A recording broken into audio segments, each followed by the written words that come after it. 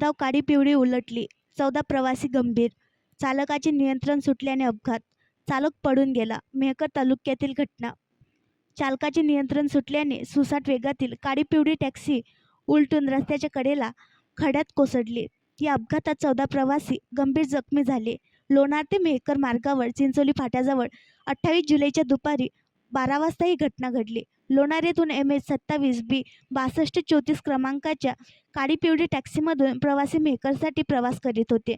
चिंचोली फाट्याजवळ चालकाचे नियंत्रण सुटल्याने टॅक्सी उलटून रस्त्याच्या कडेला खड्ड्यात कोसळली. टॅक्सी कोसळताच प्रवाशांनी एकच आक्रोश केला. समोरून कुठलेच वाहन आले नसताना चालकाच्या हलगर्जीपणामुळे हा अपघात घडल्याचे प्रत्यक्षदर्शी ओमप्रकाश राईतकर यांनी सांगितले.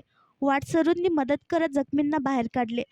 घटनेची माहिती मिळताच नीरज रायमुलकर यांच्यासह सागर कडभने, रवी जुनघरे, वरद ठाकूर, सचिन मापारी, तेजस अवस्थी यांनी घटनास्थळी पोहोचून मदत कार्य सुरू केले.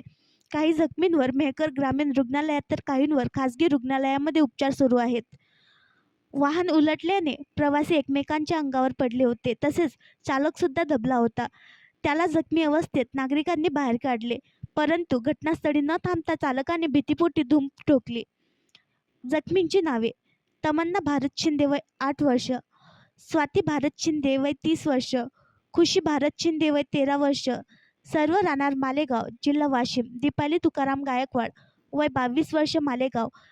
कामक विष्णू कडे वय 61 वर्ष, सुलतानपूर.